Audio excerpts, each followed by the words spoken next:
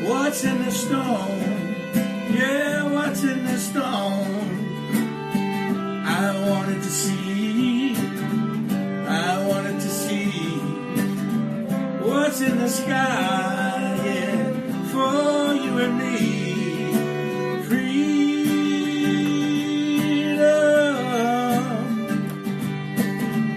liberty, come on and set them free. Freedom,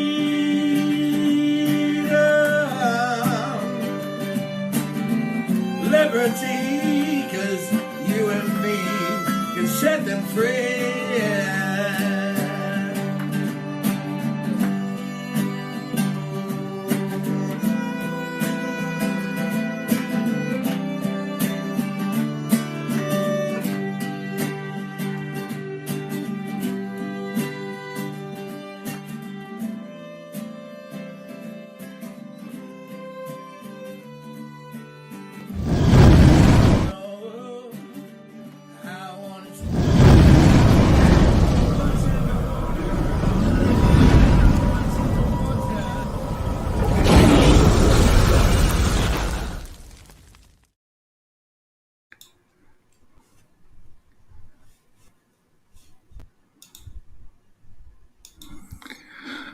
Hi, everybody. Sweet, sweet dear ones, sweet dearly beloveds. Welcome and a very merry Wawa to you.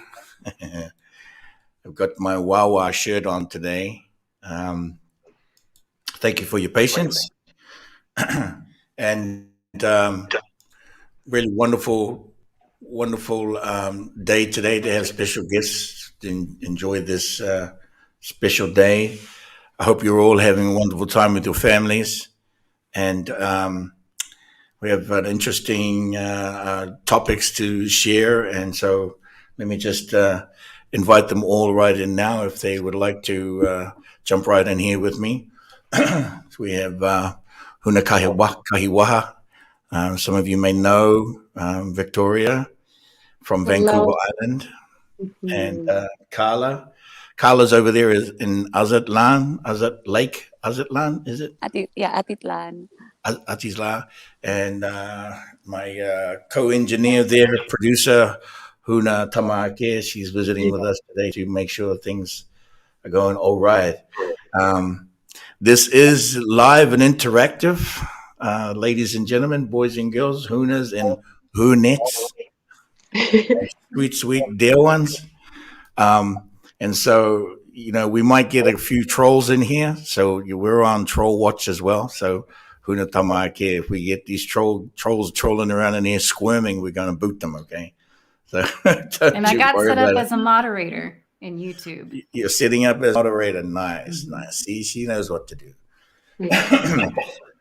Welcome to the Huna Flash TV, introducing to you Worldbridgers, world bridging, the bridging of worlds, the tale of the two worlds that I've been talking about these past months. And it's a little bit crazy. You know, it's live and it's interactive, even maybe live and squirming a little bit, and even maybe what's the word, wriggling. We're live and wriggling. That's what's going on in the world. You know, everything is vibing and everything is exciting. Everything is tingling, and of course, even those that are not in agreement with the light, let me say, there's wriggling and they're vibrating too, and they're tingling, and I'm sure they're getting some pins and needles, because they've been hanging on to their own to the old world for so long. I'm sure they're getting pins and needles. And so let me just begin with inviting. Begin with Huna Kahiwaha here, Victoria, and just to share a bit about herself, and then Carla after that. Welcome, Huna. You're just there you go, bang. Thank you, Awan Nui, to everybody. And first, I just want to speak about that beautiful song, Huna, that you start with. It brings up so much emotion for me, and it's a deep remembrance of Lemuria and of our family. Mm-hmm. Oh. Going on? Oh, that's just me. Sorry. Oh, missed it up. Doing here? I messed it up already. Oh, perfect. It's supposed to be you. That's why we can't have nice things, Huna. I'm trying to use the nice things, and I keep messing them up. Sorry. Go continue, I please. Just be in the middle here. Yeah, I'll be in the middle. I like that. Nice. Yeah. So thank you for that beautiful introduction. I'm Kahiwaha. I was just looking back. I was sealed in 2020, July 8th, I believe it was, 2020. What is a seal? What is a seal? Source Element Ascension Light is what a seal is. It's where I first met Huna, and I was given my Huna essence, which is Kahiwaha. So this isn't a name, it's an essence, it's an energy. And Ka means first birth, He means first fire, Wa is first love, and Ha is first breath. And yeah, I really resonate with this name. I work with breath work, and my intention in this body, in this physical vessel of mine, is to return everything to love through the breath, through my word, through the breath.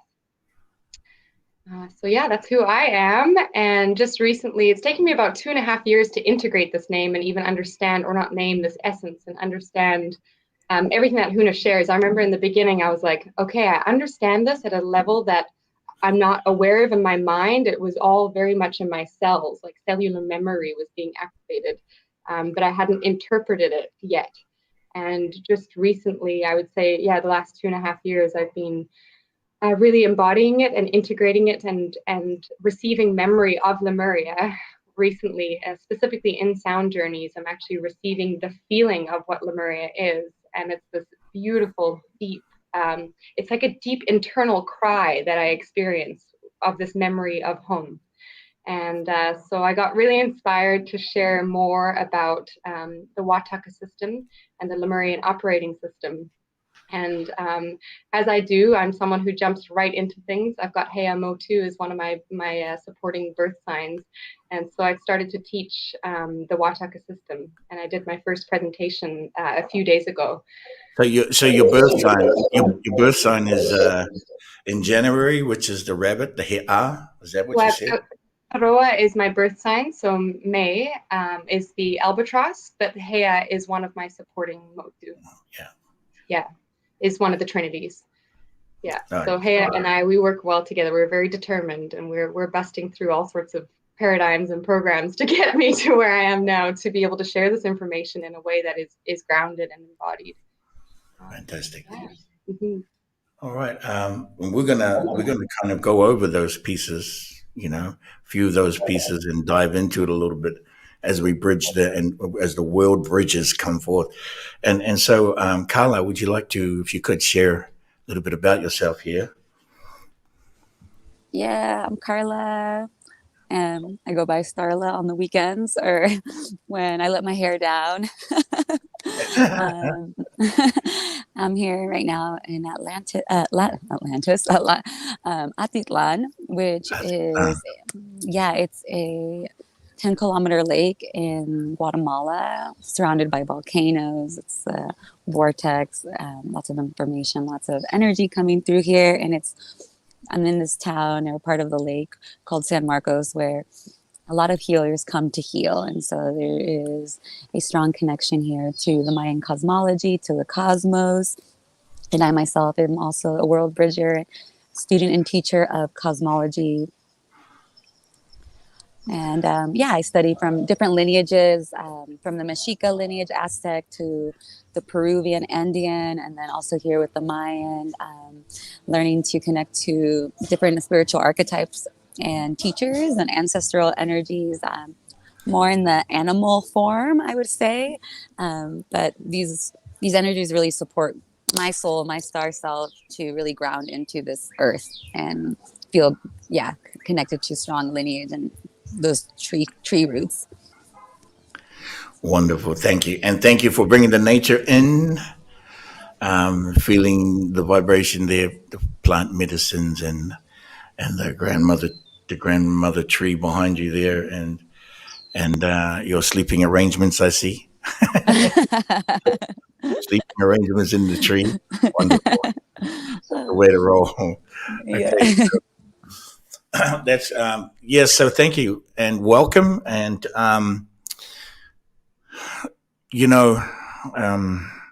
as you're sharing about cosmology, and Kahiwaha is talking about Lemuria, and these are actually one world, of course, and we'll kind of dive in and talk about how the two concepts, the two understandings come together into one, but also how they transcend and how it transcends into what is, let me say, what is, in a way. Like we can share a little bit about that. Right. And so let's begin with the topic of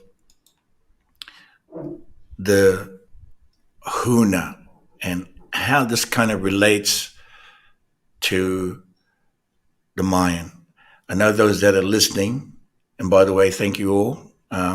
Sweet dear ones, sweet dearly beloveds. We've got about 50 in here, 50 people from sweet dear ones from all over, with a very merry wawa to you all.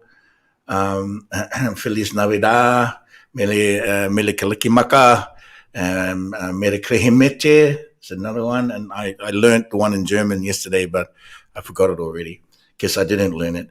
But yes, and so wonderful to have you here. A lot of Hunas in the house. Welcome, Hunas, from all over.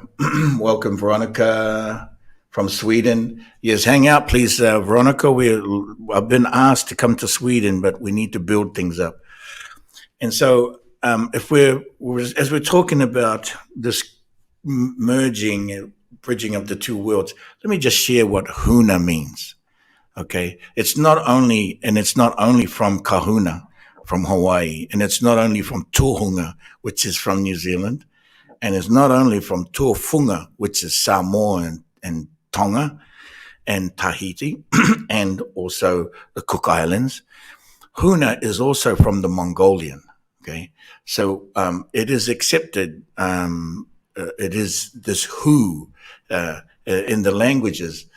And so in Mongol, Hu simply means a singularity, a human, one human, single human, a person, Hu. And in the Lemurian, in the Polynesian, Na means many. Okay. And so this energy, and oftentimes us, the elders, and we talk about Kahuna, sometimes we just reference straight to Huna. And because for us, this is the essence of one in the many, many in the one. But as I share this, and I don't know that some people may feel that, he's just saying that because he's a Kahuna. No, I'm not, because I'm also saying it's because that's also the Mongolian. And I have relationship there with Bogon Windhorse, the grandmother, Mongolian grandmother, a shaman who's incredible. And so we are through these shearings like this, even these tiny words. That's only 4 letters. Through just 4 letters, we can bridge the world, right?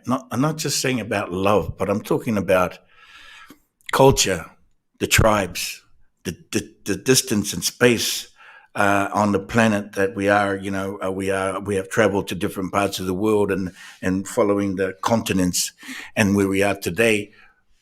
The Huna brings us back to Papatuanuku, Gondwana, you may know as Pangeas. We speak it in Lemuria as Tuanuku.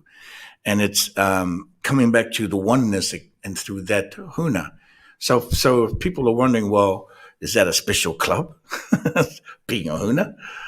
Oh, no, it's just knowledge. It's just sharing of the wisdom and the knowledge to just 4 letters to bring us all together, and not just saying the word unity, what it means as a verb or pronoun even.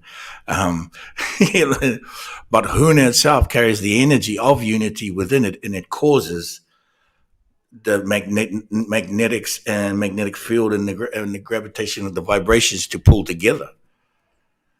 Because Huna, in its reference, is not a name, it's a sound, and it's the sound of action, light in action. It is a sound of light and essence of light in action. So I just wanted to make sure people understood that as we go along here. Everyone's going to hear, you're going to hear Carla, you will hear some things. Everybody watching is going to hear a few words. If it pops out, if you have a question, that's what this is all about too. By the way, sweet dear ones, if you have a question, that's why this is live and interactive. You have to mute your YouTube. We will send you the link. Mute your YouTube channel and come on into the stream. So when you have a question, you have to come into the screen with us. There's no hiding, I'm afraid. You can't be shy anymore, right? Right, ladies? No? You can't be shy anymore. If we are to be Worldbridgers, then let's bridge. Means we have to be seen. Means we have to be felt. Also heard. Also even your aroma. You also have to be ready to be tasted, not in a gross way, you know what I mean? But also to be felt and even touched. And also through these 6 senses, there is the 7th sense, which is to be remembered. And from the memory into the 8th sense, which is to know. I think I know you. In the 8th sense, to fully recognize through those 8 senses that in the 9th sense, in the 9 senses, I am you. Where are you going? Where are you going? Why? You cannot hide, because I am you. You are me. Those are the full birthing of the 9 essences comes to this last essence or first essence. It doesn't have to have a number. The idea that we are one and the many and the one through the Huna is a way to speak to this in small steps, just those steps. And then as we get closer together, we're activating the 5 and the 6 senses, and then those 6 senses to activate the remaining 3, which are those full 9. It's referred to as the 9. You may have heard many shamans talk about the 9. Magenta Pixie, she agrees with me on this. We both agreed on an interview together. And then you talk about Matariki, which you know as the Pleiades, which is also known as the 9. There are 9 planets in the Matariki, okay? And so they're all tied together. What are these 9 senses? And so this bridging of the world, you're going to hear these simple words, simple phrases, and they're not a language, they're energy. So if anyone has a question, you just go, let's put invite Huna Tamaake, if she could drop the link in there. So far, we're safe. No trolls so far. It's not like they would come on here anyway. They don't want to show their faces. No, but even if they show up in the text, go, oh, okay, let's boot that one. We had the experience already, so we already know the lesson from that. But thank you. Yeah, if you're watching out, So if there is a question, Huna Tamaki is going to post. There's the link right there. Come on in and ask a question, either Carla or Kahiwaha. Now, Carla, what is it exactly you're doing over there in Nazatlan? What is your plan for this week? Because this is a very special week, you know? Yeah, this is the 7th year that I've been coming back to this place. I offer cacao ceremonies. So this is where I source my cacao and I connect to the lineage of the Mayan people and these lands for my own personal healing, but also, yeah, just to charge up with the energy of this place when I go to share out back in the world. Where did you come from to go to be there? I was in Mexico City just before this. Yes, in the center of the city, staying near the Templo Mayor, the ancient ruins there, celebrating the solstice, and also just charging up and connecting to the grid in that location as well. But where are you originally from? I come from San Diego, California, Tijuana, the border. Border town girl, huh? Yeah. Yeah, you're used to traveling, aren't you? Getting across there and well, that's wonderful because the border towns and the people there are so used and so friendly, so used to one another. There's no border, right? What's all this nonsense going on? To see a perfect example of world bridging. You go into Mexico, you go back into the States, you're going around sharing your cacao ceremonies and then building community. I see you have your website there. Heart Cosm, is it? Heart Cosm, yeah. Cosm.net. Heartcosm.net. And also you're on the Grams of Instant. Is it Grams of Instant? Yeah. And you have, what is it? Heart Cosm. Heart Cosm on the Grams of Instant. I think everyone knows what I mean, right? Instagram. I'm saying things backwards occasionally, so don't mind me. And so you have ceremonies. So ceremony for yourself so far, you're collecting and gathering. You're gathering the kawa, which we call medicine, kawa. And you're going back to Mexico City after this? No, actually, I'll be heading back to Texas, to Houston. So you're any particular reason, or am I being too nosy? Is it personal? Yeah, well, that's kind of a newer base for me. And so I'll be offering medicine there. And so landing back into Texas and then beginning some of my stateside tour. So you're going on a stateside tour after you've gathered up the kawa. And you're going into any particular communities, or you're creating community? Of course you are. And your connections and your networking and your world bridging. But are there any particular places in the Texas that you're going to? Yeah, I'll be spending some time in Houston, and then I'll be going to Dallas, and then I'm flying to San Diego, and I'll be there for a little bit into February. Is it flying by the seat of your pants, or you actually have some appointments set up? I have some appointments set up. Yeah. Yeah, I'm kind of getting into your business now. Yeah, definitely. But that's great. You get some things set up to do. And sometimes, it is, I know for many years, way back when I was going out for the first few times, it's like over 3 decades, that you'd make a plan, right? And the plan, you make a plan and you make an appointment and it doesn't pan out. Then what do? Because, today you have cell phones, internet, social media. Back then, and 30 plus years ago, we hardly had mail. We barely had slow mail, and our social media was an instant Polaroid for a photo.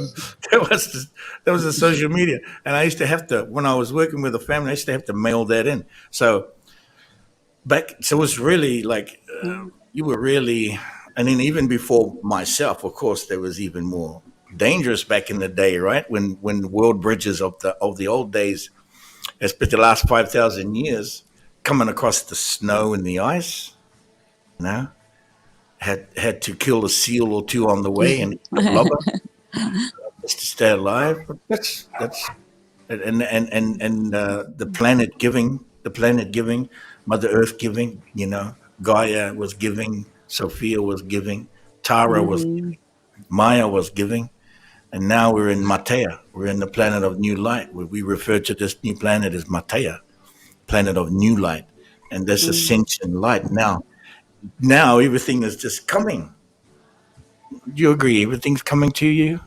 You Yeah, feel and pretty also, good about your journey.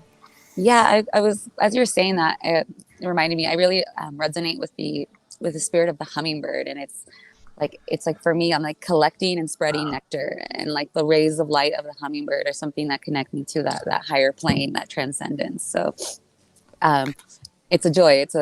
It's what I love, and it's my flight path or migration path. So Yes. over time, there's gardens that I visit and connect with, and so it's been very organic in that way. So let me just ask, Kahiwaha, are you not Tirani Motu hummingbird? You're not the hummingbird? I'm not. I work with hummingbird medicine, but Ah, I'm not the hummingbird. Yeah, yeah. okay. I just thought you were. Well, Carla, my birth sign is the hummingbird. Okay, Yes. so my birth sign is February. Would be what was in February. Is no longer Aquarius. It's never been Aquarius in Lemuria. Mm, It's only always ever been the hummingbird okay. because of the star nations, the being. It's the star nation. So let me share with you as we're going. As perhaps those who are listening and curious about what you're talking about. This is kind of moving into a little bit of cosmology side. And if you hear something, Kahiwaha, jump on in. But let me just touch on the birth signs. Now you're talking about you are in you are in the parts of the what you call colibri, right? Colibri. That's in the Latin, right? Or even it's And not also, Latin, we also have huh? the quetzal here too, which is It's all yeah, the big, it's a amazing bird. sister. Hmm. Also, the hummingbird is the act, in my understanding, and the work that I've done over the years. The birth sign for the entire South America is the hummingbird. It's not only the birth sign; it's also a stargate. There is a stargate, which is Stargate number 17, and that's at Lake Titicaca, right? And the island of the sun, right there. In my work and confirmation of the work and that was resetting the frequency of that stargate to reset the frequency back to Lemuria and to arrive into Matea. And that stargate is 17, which is the hummingbird stargate because it's on the continent of the hummingbird. And now, yes, there are other birds. So in the language of Lemuria, the hummingbird is spoken of as Tirani Motu, which means the island of the tiny voice from heaven. Okay, Tirani means the tiny voice from heaven. Doesn't mean hummingbird. It means the tiny voice from heaven because it's nameless. It's in essence in the light, in its action of light, and you carry this with you. Which month, which birth sign are you? Even if it's in the Mayan or the Gregorian. Yeah, in the Gregorian, I'm Scorpio, and in the Mayan, I'm which is the path. Okay, so what month is Scorpio then? I forget. November. So in the Lemurian, that's the butterfly. Oh, okay. Yeah. Yeah. And so we're getting into a little bit of sharing some of the cosmology here. Now, for those who are watching, if you're in February, the Lemurian birth sign is the hummingbird, which is Tirani Motu. If you're like Kala in November, you're Kahuku Motu. And Kahiwaha, what was yours again? I am May, so Toroa. Toroa Motu for Kahiwaha, which is the albatross. Now, when I share these names, Kala, and for everyone watching, these essences, each one of them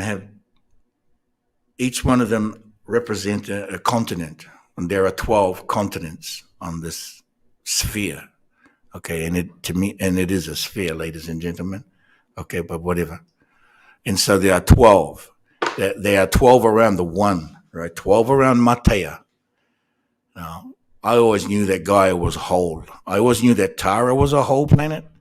Maya was a whole planet. Sophia was a whole planet. Gaia was a whole planet. And I know that Matea is a whole planet. And the 12 continents of the planet revolve around the one, which is the planet. And so you can think of these birth signs as the skin of the planet. The skin, right? Skin.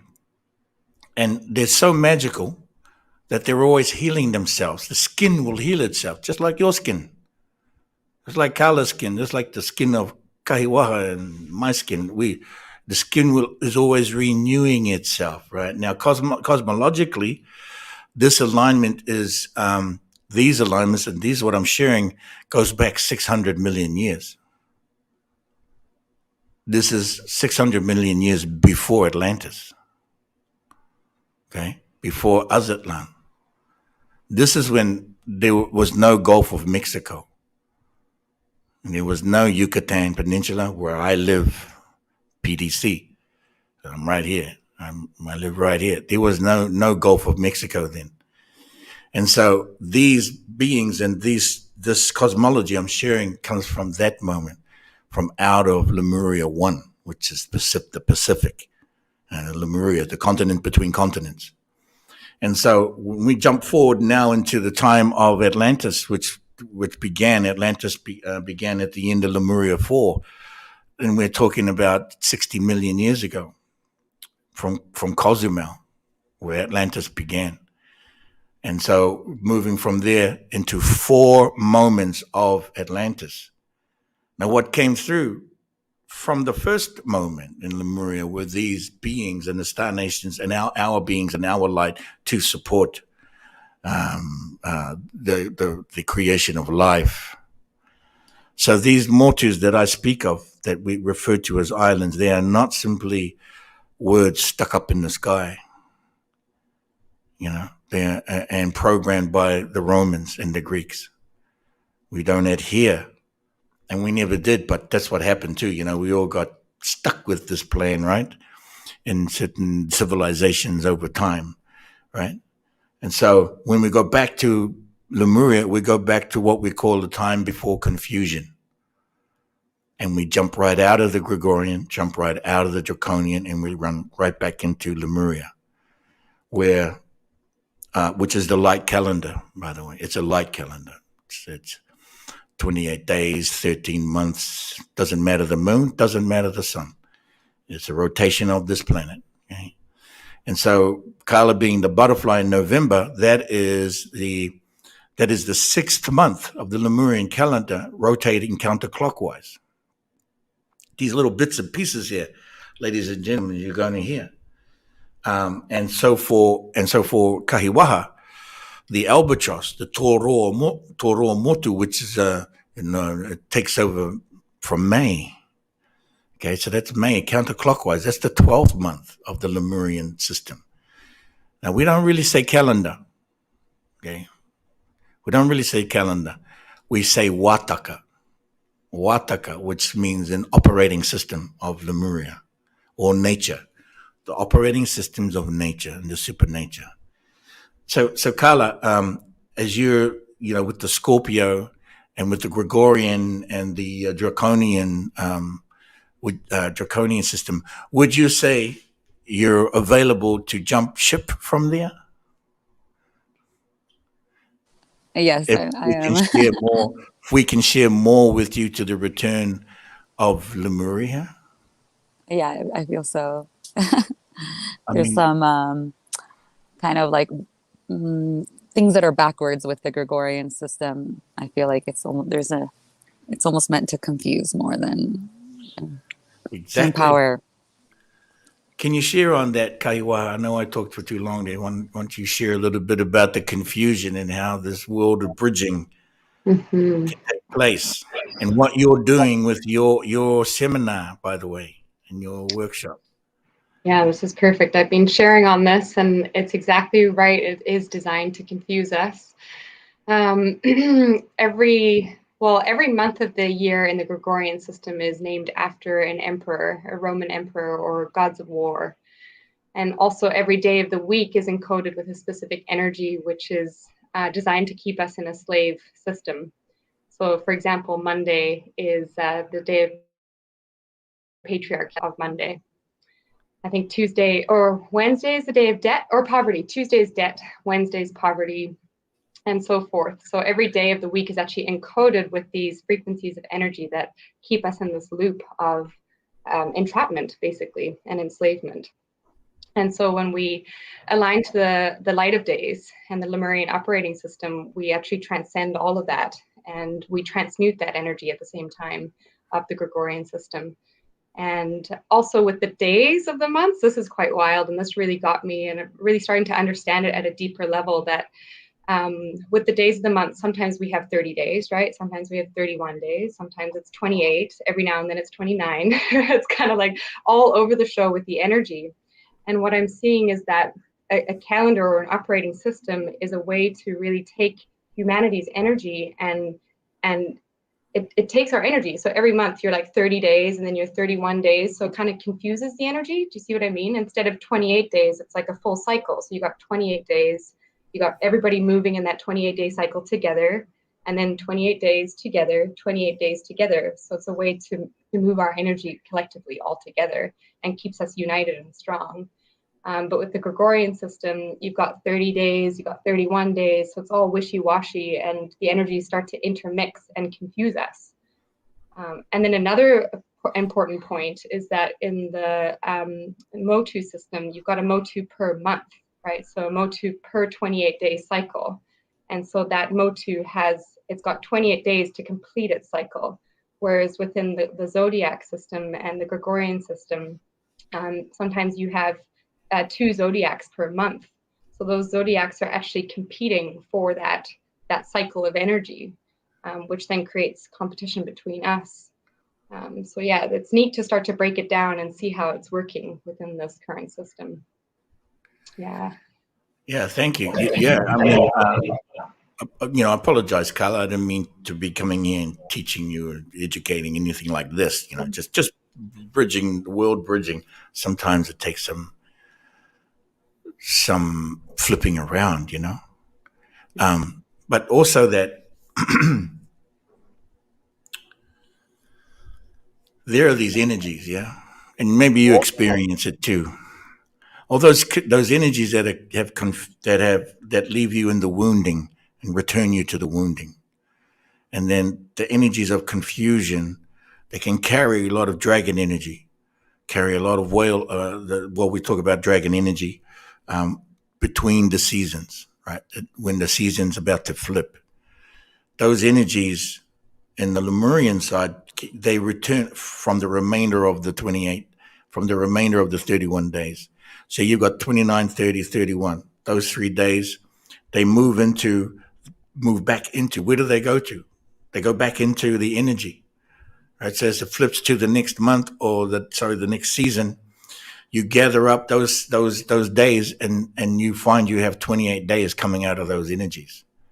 And that's the 28 days is the 13th day, the 13th month, built up from those energies. And we call this Ma'ita, which means the first light inside the stone, which is omnipresent. That's the 13th month. Why would it be Ma'ita and why is it the first light inside of first stone? That doesn't sound like a month, does it? Not like, February and all of that. Well, that's because there is no such thing as months. And there's no such thing as days or nights. No such thing as seconds, minutes, hours, days, weeks, months, and years. No such thing. It is energy, and there's an expansion of it. Now, that flipping of the season expands the energy and contracts it so that when the planet is shifting, it can expand and contract with those moving energies. Certain marker points over thousands and millions of years, there's a certain amount of changes happening. But what we're talking about is removing the gods of war, the warlords, which are the Romans and the Greeks. So when we're talking about the light of days, the Unra, and we've returned the unra to the dolphin. Rehu is a Monday. The Tuesday gets returned to the maki, in which you would know as the orca. In Lemurian, this is the maki, the balance energy. So we return the legend of days to the light of days. Are you, within your cosmology and within the astrology of your ceremonies? You mentioned the solstice. Okay. Now, if so, what were you doing? Can I ask what your ceremony was on the solstice? What were the sequences? What was the procession? What were the intricate pieces of it?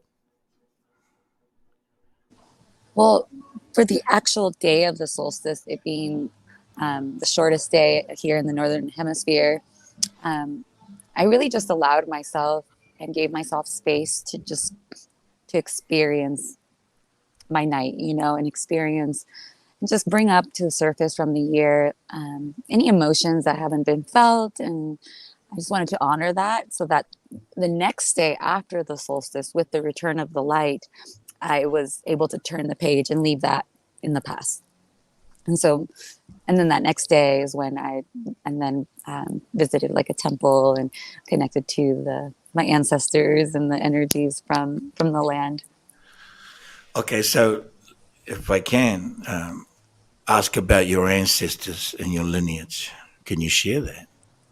Yeah. I'm Mexican, and so I've been working with the Mexica Azteca lineage to empower and just reconnect the dots there for my ancestors and the healing that I feel that they're also receiving through my journey. And yes, in this place, the Temple Mayor of the land of Tenochtitlan, it is an interesting energy to like honor, in the sense that it is a deity of war, but he's also the god of the sun. And so, within that too, it's like, what is the true story? There's the story that we've been told, from archaeologists, from scholars, and then there's the true energy and essence of this he's actually a hummingbird spirit as well. And so, just going there and make my offerings and just feel the ruins, remember. Yeah, so that's beautiful. That does, the ihi of the Tiranimotu, the hummingbird. Of course, it would permeate everything in all of South America. It's just its embodiment is the body of South America. So everything that's placed on its back, it has the access and gives access to everyone. That's recognizing that. So when you're recognizing the ancestors, right? For instance, and for those who might be listening, you perhaps know this. Do you know what a popo? Like a popo is a pillar or a totem, right? And those popos and those pillars, they reach to the infinite, right? Those are the ancestors on those pillars. Okay, so when you're recognizing the ancestors on those pillars, so it goes into I am you, you are me, and so, but also as we are, and then that's not just being so general, but also that the Aztec and the Mexica have lineage in Lemuria for the pyramids of the Aztec, before the Aztec pyramids. They have lineage within my people, within the Maori. Now, it's interesting that one time when I first moved to this area 5 years ago, a Mayan elder asked me, he said, "Who are you and where are you from?" Because I kind of stick out, And I said to him, "Do you remember when your people were taller?" And he looked at me and he was kind of shocked. And then he was looking around and he goes, "Yeah, those Spanish really did." Yeah, he started complaining about the Spanish. But I said, no. I said, "Before the Spanish, do you remember when your people were taller?" And he said, "We feel it, and the Mexica and the Mayan, they feel it, because they have the strength of the giants inside their tiny bodies. But I said, well, and my reply was, yes, you should, you do. And we have seen that exhibition. We have seen that demonstrated. And we love you for it. But let me just share with you, we are still tall. I am standing in front of you. And, and there's this world bridging the worlds, through the memory. And I said to the elder, I said, one day you will need to come home to New Zealand, to Lemuria, to the continent between continents, when that land was Tuanuku and it was the one big land. But because we are still there, we haven't left. We've been there for 600 million years. We've been on this planet that long, the original peoples. And I shared this with him, and he started crying, He have tears. I said, it's easy. Get on a plane now and come and visit. You have my invitation and come sit with myself and the elders were my tribe, where I come from. And we will share Lemuria, and we can share the memories. And so your lineage, like when you're talking about Mexica and Aztec, and even Apache, right, and the Comanche, or the Pueblos, even the Dene, the Zuni, the Hopi, who spread all the way up into the Americas now, have to come home to Lemuria. Of course, there's a lot of mixed lineages within the modern times now, within you and within all of those who are watching. By the way, if you're watching and you have a question, go ahead, jump on in. You have to come in here with us if you want to ask a question, if you want your question answered.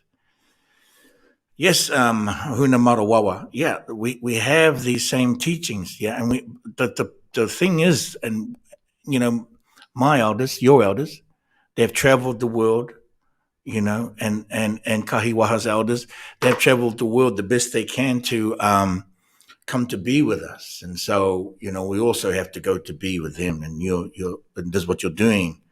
This is what you're doing. And why I asked you to come here, I just noticed that you were following some of the things that I was saying, following along there for, I don't know, past year maybe. I said, well, let's just see what Carla's up to, see what's going on. And so you have been doing exactly, everybody's doing the thing. I'm not just saying we are, the Hunas are, but I want to continue to encourage everybody here and everyone watching from wherever you're watching. And if you come to see this video, I'm encouraging you all to show up. That's what we need. That's what's happening next year. We are showing up. And I don't mean just for your own self ceremonies. I'm talking service beyond self, because we're asking for a push now. Kala, Kahiwahi, we're asking for a big push. Now, in your ceremonies and your sharings, do you give lessons of these things, Kala? Workshops and things like that? Mm-hmm. I do. And speaking to the totem, I'm currently operating and been developing over the last few years a program around embodying the spirit of the Gran Amaru, which is the great serpent, but it's similar to dragon in that it's broken down into 4 archetypes, and it's the serpent, the jaguar, the hummingbird, and the eagle or the condor. And I work with these energies. I teach about how their spiritual psychology and their archetypes, and how also to connect to these energies for multidimensional travel in, say, medicine spaces, but also just in our own consciousness. And how do you structure that? Is it online, or do they come and sit with you in a circle?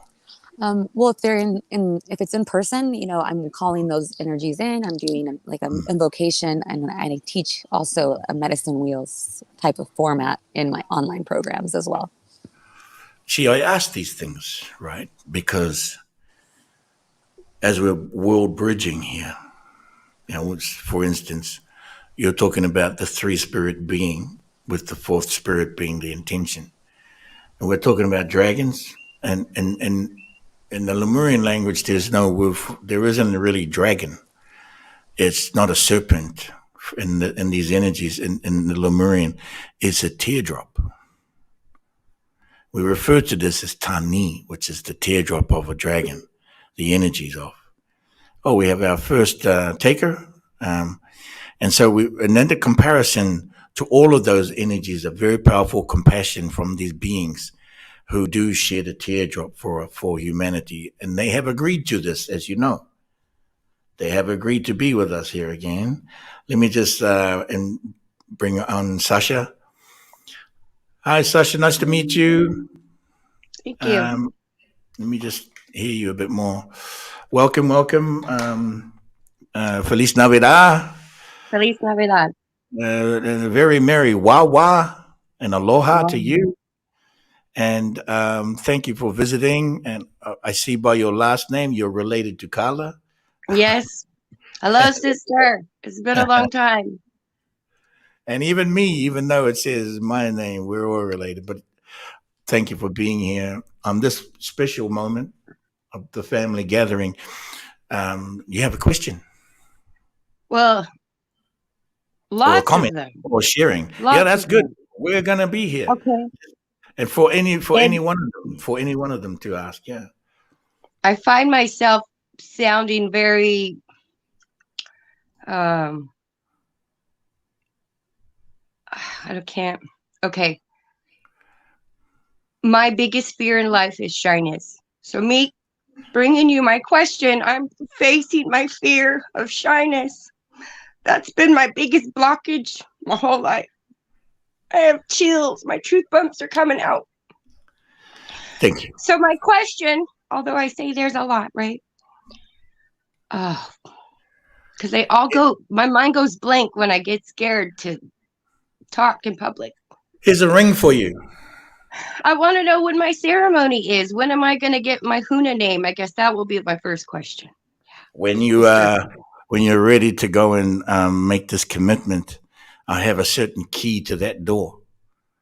And it's not so much the ceremony itself, it's about getting me set up in the timing for you. So you have to go to the website and sign up for it. Okay. Because it's actually, really busy, you know. Yeah.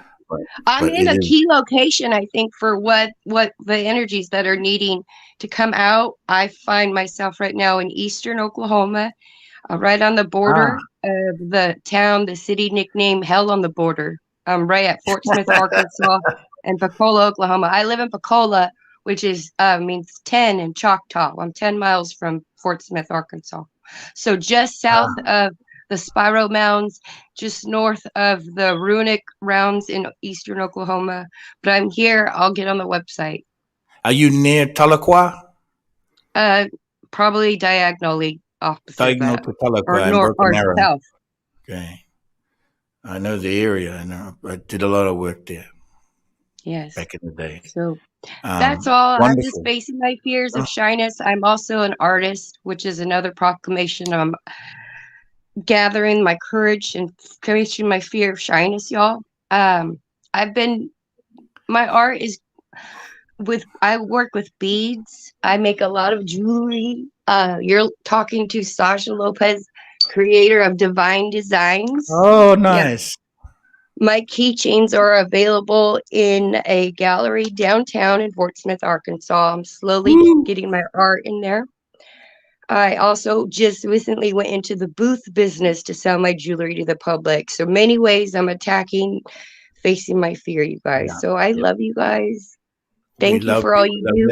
Your energy and love is having a direct impact on me because I'm here facing my shyness. Wonderful. Let me invite any one of your sisters to share with you. I want to grab something from my shelf and I'll be right back. Can we do that, ladies?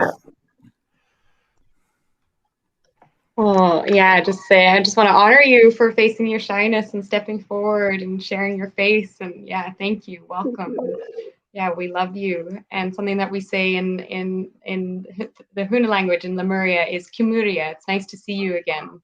It's the first embrace. So I hug you from afar and hold you and love you.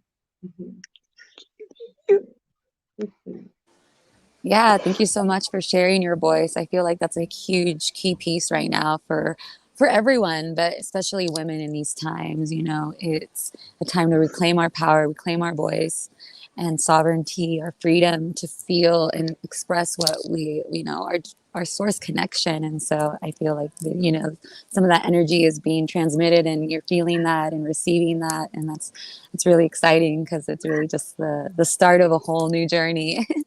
What I keep hearing and keep listening to is let go and let God. Let go and let God. Yes. And what's the most amazing blessing, and I realize no one will understand this, but probably you guys, but I don't see color anymore in people. We're all children of God. And it's so beautiful. Yes, you're right. You're world bridging right now, Sasha. You know this? You're world bridger. You're a world bridger right now on the screen. Here's a crystal for you. Here's a crystal for you. Oh, Here's a crystal for you.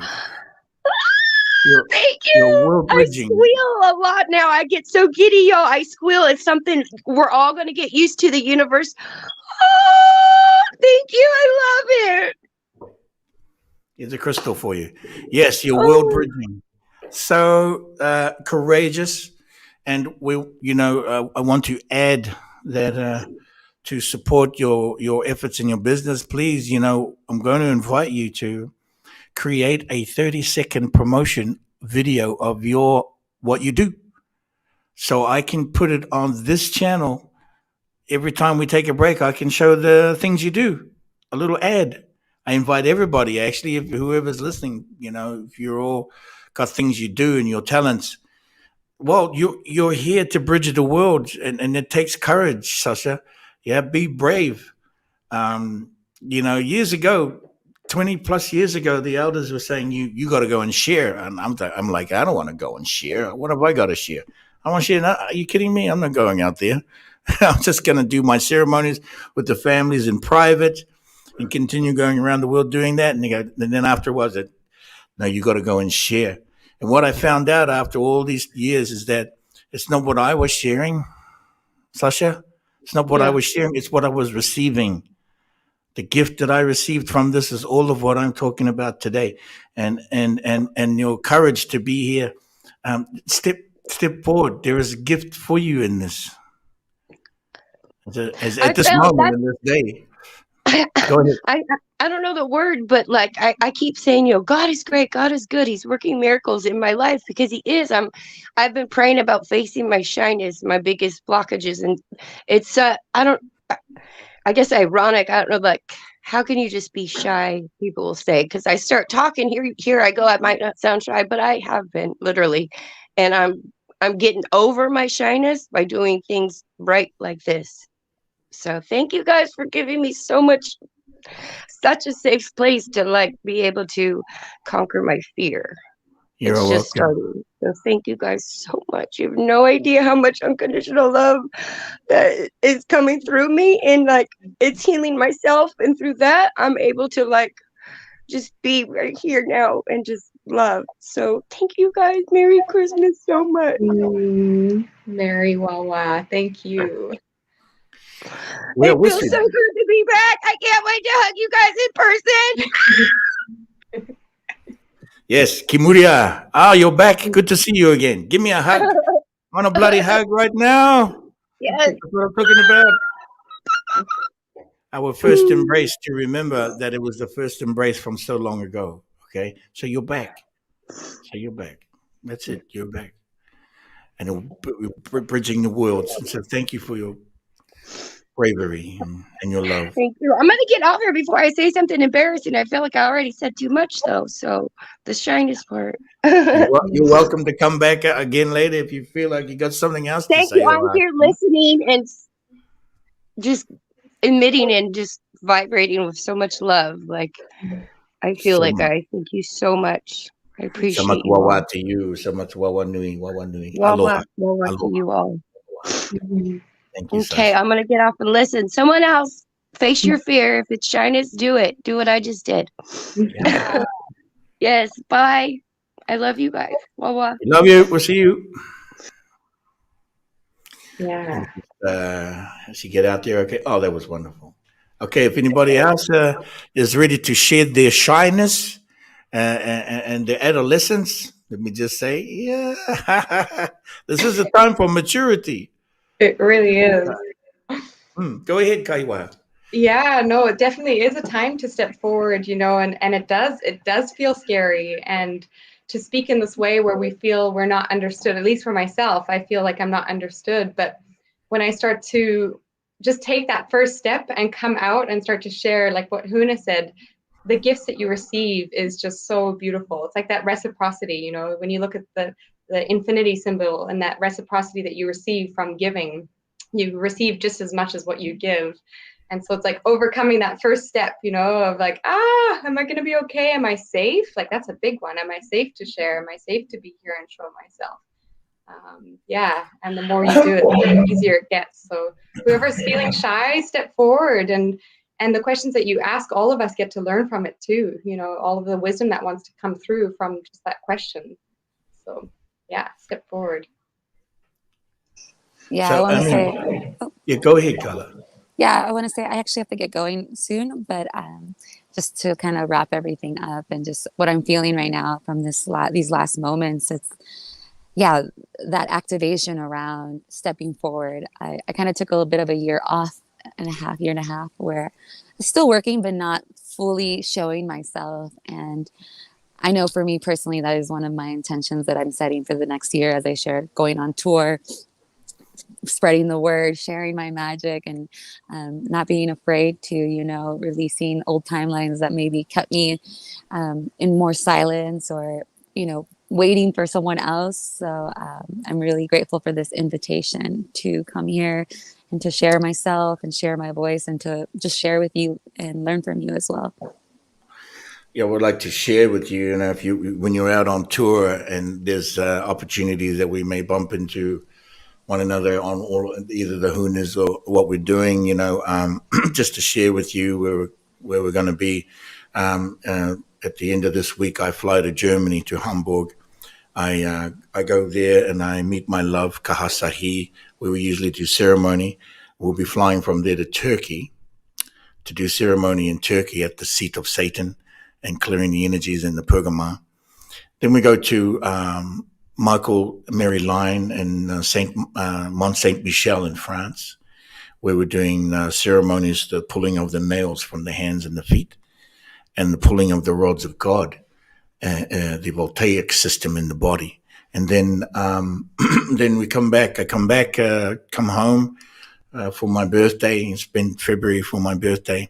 But then after that, we've got a very busy schedule. We'll be at St. Michael's Mount in Cornwall in March. And then also May, we're off to Japan, to the Stargate in Japan, to reset the Stargate frequency in Japan and in Mongolia, to work with Shambhala to reset the frequency in Mongolia in the Gobi Desert. We were working with 22 billion souls to bring through 22 billion souls to repopulate planet Matea. So as much as they may say they have a depopulation program, they already know we have a repopulation program. They know it. We know it. We know what they're doing. Who are they? Well, the ones that are manipulating and making these statements. And so we have a big crew going to the Stargate to access Shambhala from the mountain in Gobi. And then we have a full on, like that's not enough. We still have a 6-country tour for the Burning Mask events, and starting in Iceland in June. So we do 6 countries, starting in Iceland, then France, Canada, to where Kahiwaha is, to Vancouver. We'll be doing Burning Mask there. And then to South Africa, to Botswana, where the Hunas are setting up the Burning Mask there. And then Australia, and then back home here to Mexico. That's a full year of traveling for myself and our team. And we have, we have teams of Hunas in 30 countries, but in these particular countries, they're all organizing on the ground for our event, Burning Mask. So perhaps along the way somewhere we will meet you there along the road, Carla, and exchange, and certainly be happy to support what you're doing if you have your business and your ventures, please pop a little promo together and then send it over to me, and I'll put it on like an ad on here. You know how we're rolling right here to be flowing. So and perhaps one day have your booth, your vending booth at our burning mask event. Yeah. Thank you so much. Yeah, and definitely now that I know you're in Mexico too, I'll make sure to reach out when I pass through as well. And just, yeah, thank you so much for this connection. Sending you lots of love and blessings on this special holy day. And all of you listeners, thank you so much. It's been an honor. You're welcome. Thank you so much. Have a great remainder of your day and safe travels to you. Wawa. Aloha. Wawa. All right, Kaiwa. And then there were two. And then, well, perhaps Tamaake would like to jump in on the screen. And if there is another question out there, anybody, again, transcend the shyness, we say. Okay. Do you have a question? Yeah, I have a question. Yeah, I do. It's relating to the Pleiades and the 9 senses. Does each of the Pleiades represent one of the 9 senses? Not exactly one. They carry, each one of them carry all the 9 senses. Okay. So it's now that would be interesting if each one of the planets represented one sense, wouldn't it? And perhaps it would be really interesting to go there one day to that planet just to source that one essence, right? And you got the 9 planets to get the rest of them. Well, no. They all have 9. In fact, it's everywhere. But good question, though. But what is really interesting that Matariki has, that the Pleiades have, is the essence codes in the Lemurian. Now, I don't have all those off the top of my head, but there is a list of the essences of each of those planets. Okay, of each of the 9. They each have a Huna. Okay, yeah. So it's like with Orion, right? Orion has a planet in the center, which is the blue planet. It's not spoken of as Orion. It's that planet is speaking to. We speak to it this as Tau. Tau. Tau. Tau. Tau. Yeah, but that's a good question, because wouldn't it be lovely to just pop down onto a planet and gather up that we've got to go here to get this one sense? Maybe it's the sense of hearing. Oh, I'm deaf. I got to go to that planet so I can hear again. I can't taste anything in my mouth. I need to go to this other planet to get the taste in my mouth. And that would be kind of a stretch in it. I'll be like, who planned that one? I did. You planned it, didn't you? Somebody planned it. Exactly. That's why I asked the question. And why not, I suppose? Why not? Somebody's mentioning something in the 1 July. There are 23 countries with close proximities to New Zealand. If New Zealand is Lemuria, are the 23 countries part of Lemuria? Kind of. Yeah, the continent between continents. Right, this is spoken of as Hawaii Nui, Hawaii Roa, Hawaii Pamama. This is where Hawaii gets its name from in this modern world, from Hawaii Nui. And Hawaii Nui refers to the special place, our special home beneath the surface of the water, which is Lemuria. And so all the countries that are centered around it, they're all still attached to Lemuria. Right? The continental shelf and the seabed, seafloor, they're all still attached. So more than 23 countries. But the ones that are at the core center of the primary, which is the tetrahedron, are a particular few countries: New Zealand, Easter Island, and Hawaii. And in the center is Tahiti. That's the tetrahedron. That's the primary. We call it the primary. Tahiti has a mountain in the middle, but they all have mountains. So that was something somebody made a comment, and I just noticed. And so What is it? Which one? Which one? What? On July? 1 July is asking which one. Well, I think I just mentioned them. I'm not going to mention all 23. You kidding me? Tamake, do you have a question? I do not, but we have someone. One of our We do? Hunas joining. Nice. Who dat? Who that? The Huna's cut off. Yeah, so if you have promo, make a promo. Come on in. We here. We have Mata. Matatoka? Mata Tokire, yes. Oh. Well, I haven't heard that one in a while. Oh, yeah. Mata Tokire. Hello there. Wawa. Can you hear? Wawa. Okay. Yes, I can. You hear me? I'm outside. Yeah.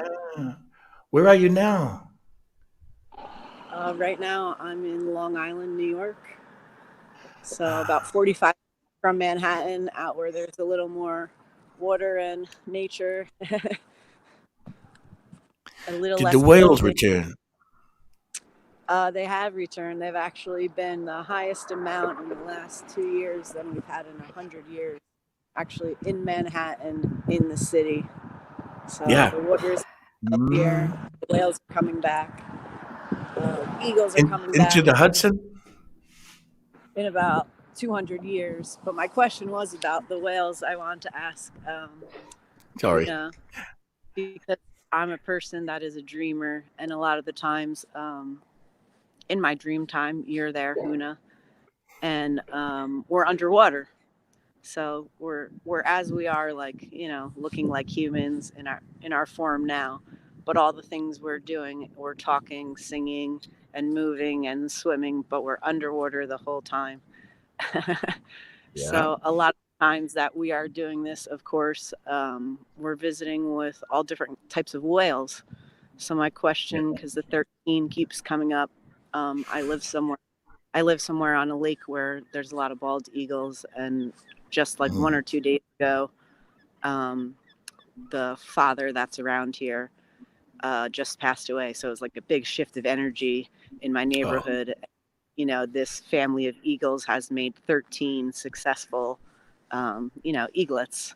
So after the 13 finished, he has moved on. And I want to ask about how you're talking about the grandmothers, the 13 grandmother whales, how they're supporting us and how they're supporting the energy shift, remembering. You see, when you came on and I asked you, are the whales back? Yeah, are the whales back? And because there was work done in Hudson Bay a long time ago. I was standing on the dock on the Bergen side, on the New Jersey side, Bergen side actually. Mm-hmm. And I had 30 in the group when I was doing a workshop. But that day, I gave everybody a piece of the greenstone from Lemuria, and they're part of the workshop. And I gifted them, and we got to do the ceremony and toss the greenstone into the Hudson. Right. So we were standing, and I showed them. We went through the haka, the haka that's connected to what the login is, not the one that the rugby players do, but the one that's even more powerful in the water. So we were gifting to the water that very afternoon, and I was invited to be with the Shinnecock people. As you know who they are, the Shinnecock, and they asked me if I would go over to have a ceremony with them because Hawaii was in town and they brought the canoe, the Hokilau, into New York. And that was days before I was doing my thing. I said, yeah, maybe we'll see because I'm busy. But I'm standing on the Hudson there, and then later that day, the Hokilau was going by on the Hudson River. Then 2 days later, a humpback whale came into the harbor, came into the Hudson, and it hadn't been there. The last sighting was 8 years before that. Now, this ceremony I'm talking about was over 10 years ago. And now, when you ask this boy, I asked the question, are the whales back in big numbers? Yeah, at the 13, the 12 around the one cosmic are connected to the Rainbow Bridge. Okay, they are connected to they connect the Rainbow Bridge. They're like the 12 around, they're like 13 pillars. And their consciousness, of course, I mean, we're sleeping in it, right? We're in the water. We're in their consciousness, and we're in each other's consciousness. You know, when I sleep, I don't really sleep. You know, I sleep like a whale, so I'm diving, like in my sleep. And oftentimes people go, "Oh my God, what's all that freaking noise in Huna's room? We gotta move hotels or something," because I'm diving and I'm with them all the time. I remember when I was young. So the 13. So the 13 are, there's like 12 around. There's 12 around. There's one in the middle, and there's dolphins coming across over the top. These rainbow dolphins. They come. It's like the 13th one in the middle is a primary crystal. They are motherships, and they're helping moving our consciousness into the higher levels. And are they grandmothers? They're everything. They're both. Yeah. And now you were talking about the 13 eaglets, the ikara. We call it ikara, the eagle, the ikara. Is the medicine of the dove. Okay? It sits in September, right? And it's interesting that in the dove and the dove and the eagles, the medicine of the dove, that as we bridge across this bridging of the world bridges with the whales carrying us, our consciousness, and helping to carry our consciousness over, and the dolphins helping to raise it higher, and then the dove's taking it through the door of fire. The dove takes it through the door of fire. The dove helps the cleansing. And so there's a huge symphony happening, a composition, and I don't exactly could say who's the one conductor of this symphony, right? Because we're all doing the parts of it. So we are all, if you want to say, we're talking about God in the one word, the goodness. We are all the goodness. Because God means good in the Norwegian language.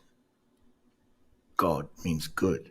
Good is God. God is good. Sure. So we are all the goodness. And so we are all the conductors and the composition and the symphony of this dance and the 13 whales. Well, let's just have a count, right? Are you watching closely? Let's have a count up of how many whales you see. Or do you have the numbers already?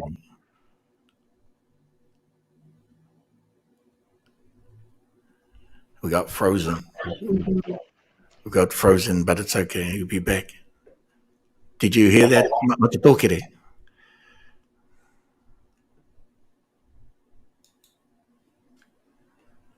Getting glitched out. Mm-hmm. We have two others waiting. Can you hear me, Matutokere?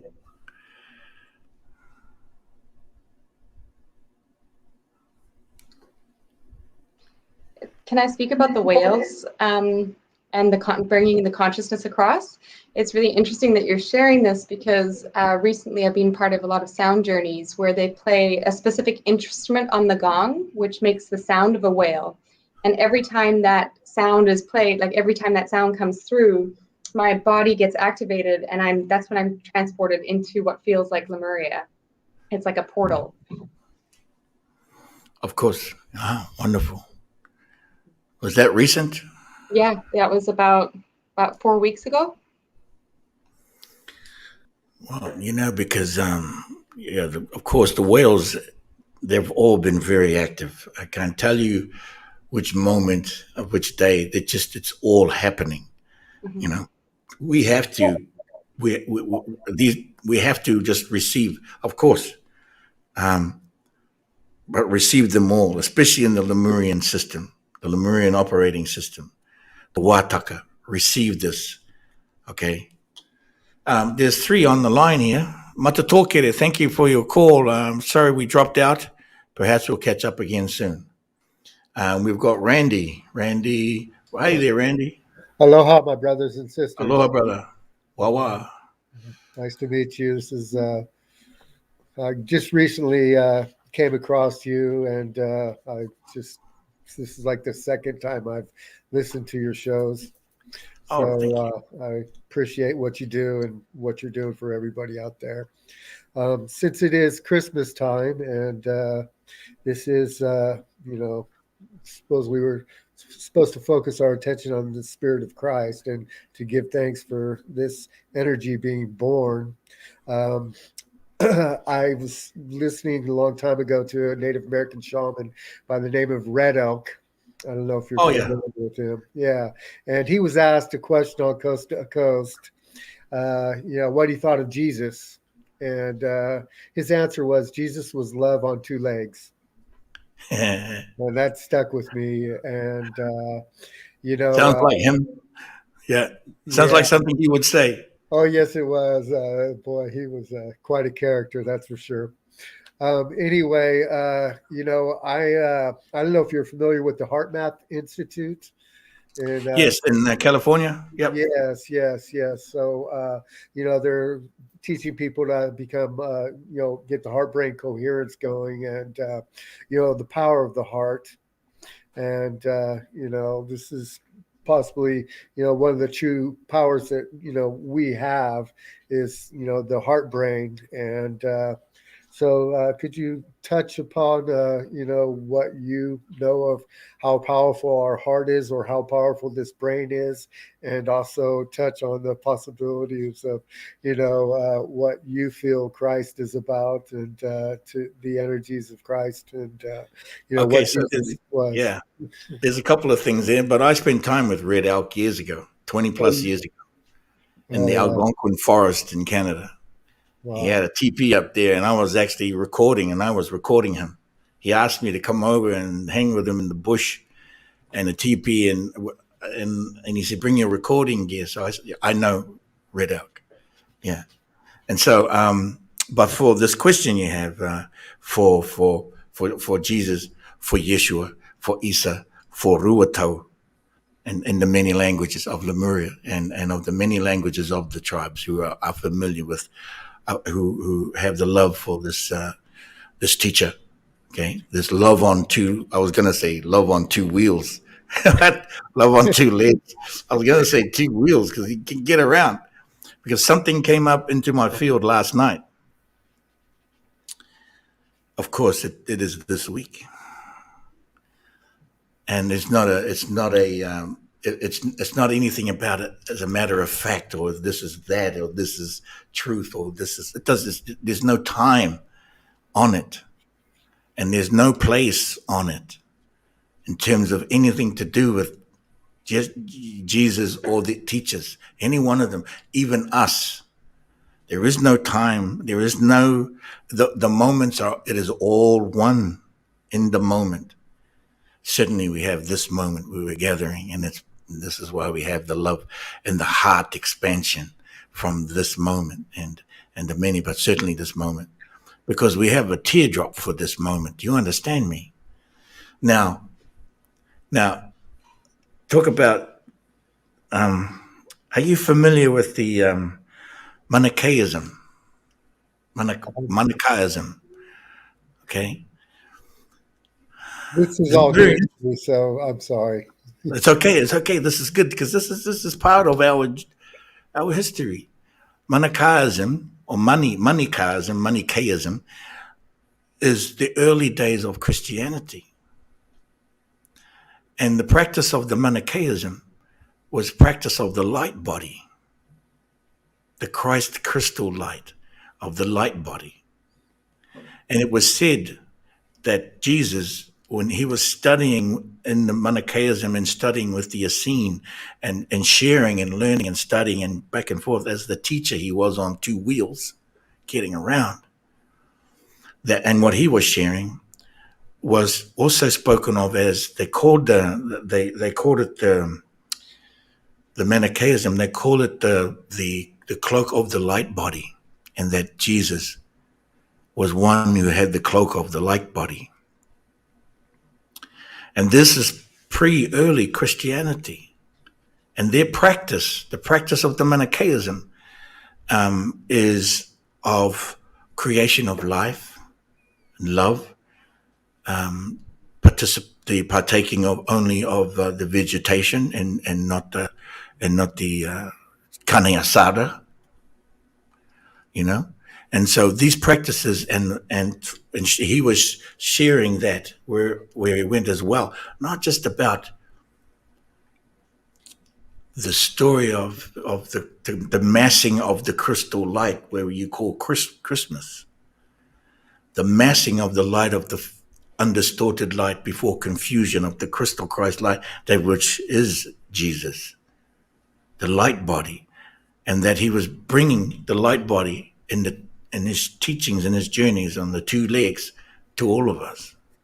Now, at this moment, this is a time of tears for many. Do you understand me? Yes, I For do. those that are not able to partake in what many of the world can partake in, and they are tears, they're massive tears, and this is an expansion of the heart. And this goes into the heart. And why we cry, and why we have this more understanding of why we have this moment, rather than it being about Jesus in the moment, certainly the cloak of light. But this moment gathering now is because there's a want and need, and a muki, we call it, and a desire and a yearning to be together at some stage. Let it be this stage, let it be this moment. And it's been a practice for so long now. And we're quite happy to gather in this, no matter the consumerism, because the heart expansion in this moment is what gets shared around the world through the tear of the energy of the muki, of the yearning and the loss, and the yearning to embrace, right? And for us to embrace each other. This is the light cloak. Now, we can say plenty of names, and just Jesus in plenty of names. Ruato is another sound that we share in Lemuria, which means he who is of the second movement came through from after the first movement, the one who came through with the light body, and in our cloak we refer to as Ruato, or Tama, the child, the light of the child. It's not a competition, and it's not a challenge.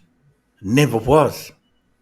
And there was a threat laid down to make us a challenge. There was a threat given and placed upon all religions so that we would fight one another. A threat was introduced, and that is the part that causes these differences. But this is not a competition.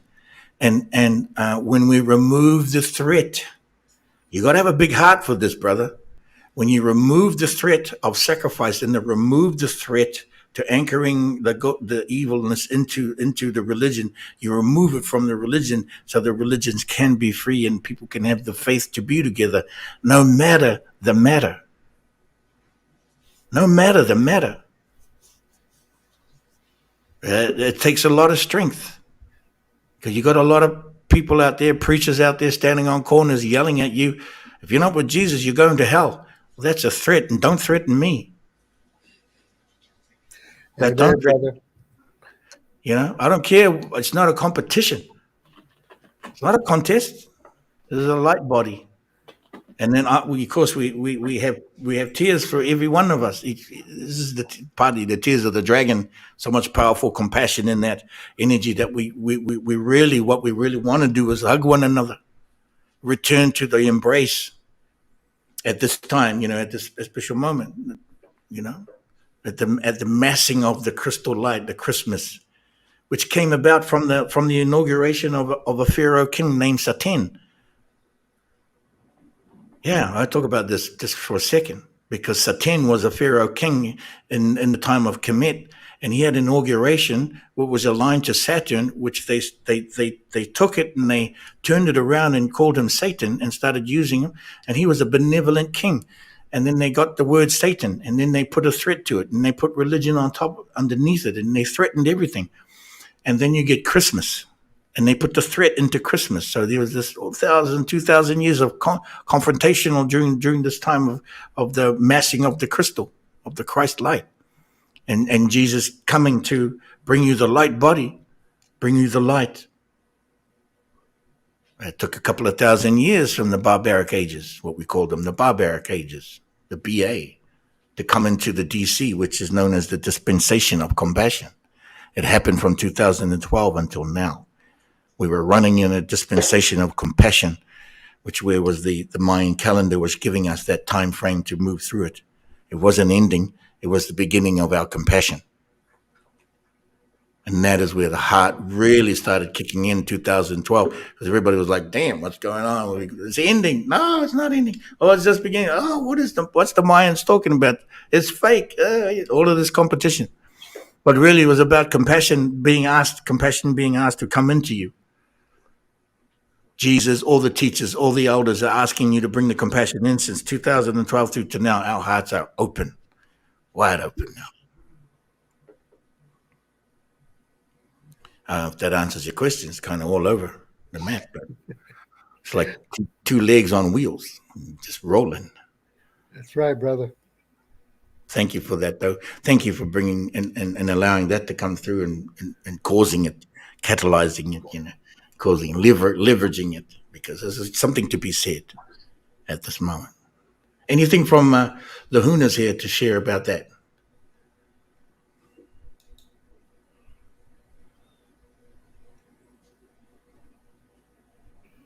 Well, on the topic of the heart, something that always jumps out at me is we have the Kaha system with the codes, and the ones called the Anunnaki. Weren't they missing? There's 2 DNA strands, Huna. Which ones were they missing? They were missing 11 and 12. Weren't they missing the heart strands? Yeah, well, the crown, they weren't allowing. Well, missing 2 means everything goes inside, and so they weren't allowing the opening through the crown. They wouldn't allow the opening through the crown, and they were hogging all the information and keeping it inside, and in their little books, and then the little ceremonies and things, keeping all that in there, and trapping the energy. It was trapping the heart. And it's funny because with the codes, nu, those are the sounds for the heart chakra in the Kaha system. In the Kaha system. Nu sounds a little like nu. Well, a little bit. Anu being of the land. Anunnaki, Anu means they have come to be of the land, they landed. Naki means the abundance of energy, they have all the power. Well, when they moved into the light, and most of the higher levels of the Anunnaki moved into the light, they became known then as the Naki, because they let go of the gripping of the land, meaning matter, meaning material wealth, material things, and started lending their light to the world again today, now. And it started moving in 2016 into that direction. There are still a couple of dimensions of it remaining in the strands. And it's in the human strand. The 10 those that are of the 10-strand DNA are still holding it. That's what's remaining of the Anunnaki. But on the higher ends of it, the larger gods and lords of the Anunnaki moved into the light containers. They are known as the Naki. And so it's so profound. And so the Kaha system, which is as you know, the Lemurian chakra system, is exactly to what Randy's asking about, is the light body, and talking about Jesus and as having the light body and the light, and this is the actual the mechanisms and the mechanics of it moving into light through the Kaha system, so they become one in the light, the highest light, undistorted light before confusion. Okay, yeah, they don't just go into the light containers. We had to help them get in there. It was a tough one. I tell you, I had not seen strong beer, Huna Kauta really pushing it so hard at this time, Kapauta. And he was helping in that work. Okay, thanks, Randy. There's a couple more here for the Yeah, no call. problem. Thank you, brother. Thank you for having me on. God bless you guys, and And have a Feliz great Navidad. holiday Yep. day. Okay. Wow, wow. Bye-bye. Okay, here we got a lineup. Sasha's back. Sasha. Hello again. Oh Sasha. my gosh, kitties! You've got. Yeah, that was really crazy. But my cat came to me when his cat was going to him. Okay. Oh, yeah. I wanted to share a lucid dream a couple months back because of your previous about. I was what I remember. I was standing alone on an island, and it was like I was surrounded by the ocean. And I knew I was waiting for something. I was waiting, and all of a sudden, out of the water, directly in front of me, guys, was the most ginormous, hugest orca whale jump right out of the ocean. And it was so big and so powerful, guys. The force of it brought me up in the sky. And before I knew it, here goes me and this huge orca whale flying straight up in the sky. And oh, the feeling of it, I'm getting chills telling you guys. And we got so high, we reached the peak and we locked eyes. Okay. And this is the part that I remember clear as day, and just locking eyes and having a knowing. And then in my dream, I yelled from the top of my lungs, I love you.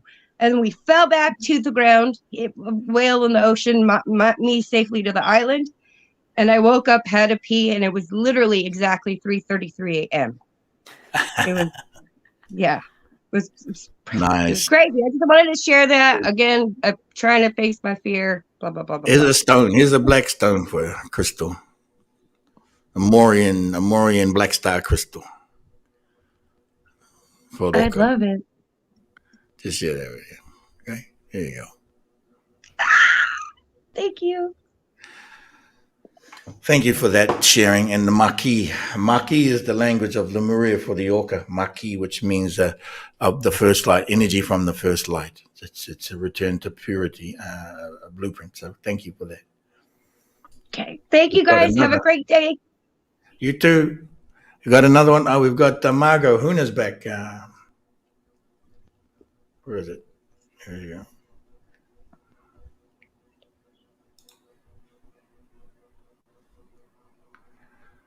Margot, are you there? Where are you? I know I clicked her in. It's not working. She may. How are we doing for time? Got a delay happening. Oh, okay. Well, we're in this a couple of hours now, almost. Fantastic. Look at the numbers. 112. Let me just say welcome to those who are just arriving. Welcome, Nathaniel. And Libby, Alatea. I forgot your Huna. How's Ibiza doing, by the way? Are you still in Ibiza, Alatea? And who else do we have? Lauren. Welcome, Lauren. Thank you guys for visiting with us here in Huna Flash TV, a new construction of the House of Huna. We get a chance to speak openly here. It's live and interactive. If you have a question, you have to come onto the screen and ask the question, and you have to reveal yourself. Okay, this is about revealing and sharing, and we have, of course, if you're shy, I invite you to get over it really quick. Okay, and come on in. So if you have a question, be my guest. Come in, and we'll send the link to you. Yes, whale rider all day long. Of course. Margot, were you there? I don't know what happened. It's stuck. Oh, yeah, it's frozen. Bandwidth is being chewed up. And maybe she can try again in a minute. So,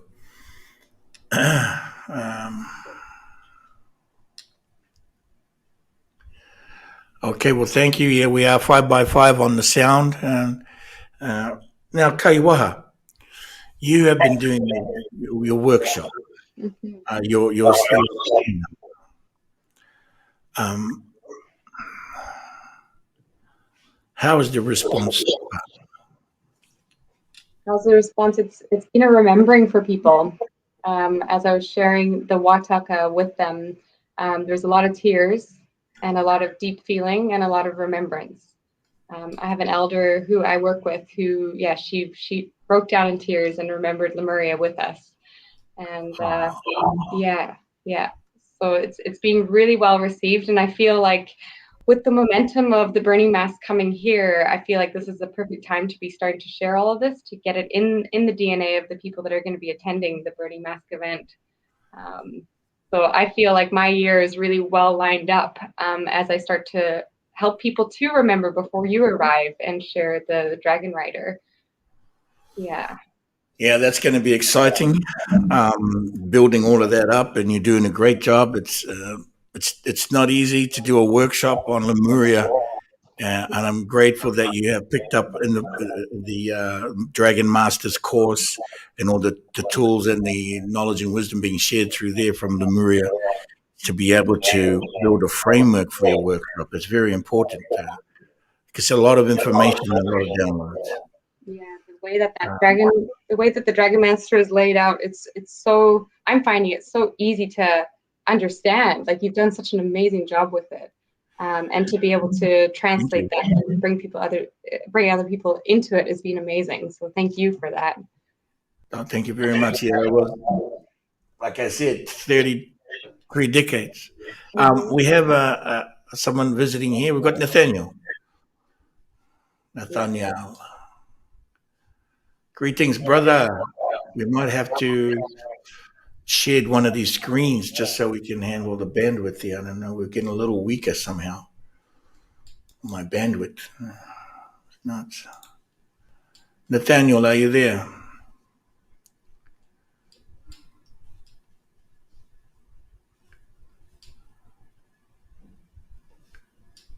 Reset if you have to, Nathaniel.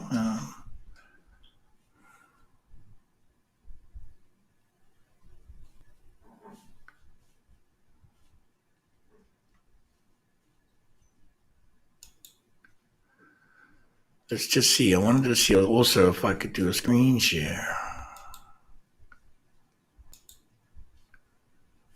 with. Let's just see if I can get it done. No, not right now.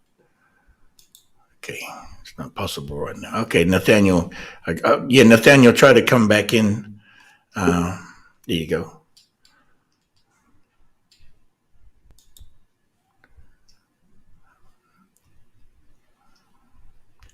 Seems to be a really weak signal. There you go. Welcome, young man.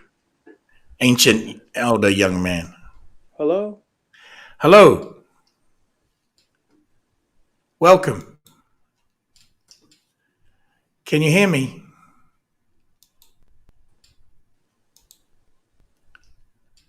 Nathaniel?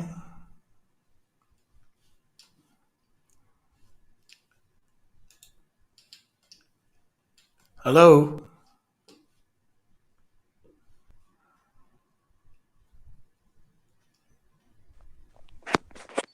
There you go. You're back in. Hello? Hello. How are you? I'm very good. Can you hear okay? Are we 5x5 now? We good, sir. Hunden. It's a Hunden name? Sorry? It's a Hunden name. Your question, is that your question is a Hunden name? No, no, no, your name, like a Hunden, like a human, you know. Oh, my name is? Yeah. Well, they call me Huna Flash, but my Oh, Huna. my name, yeah, All right, Huna Huna Flash. Flash. Nice to meet you, Quay. Nice to Yeah. meet you. Thanks for visiting. Whereabouts are Yeah. you? Oh, thanks for dropping by, Quay. What is your question?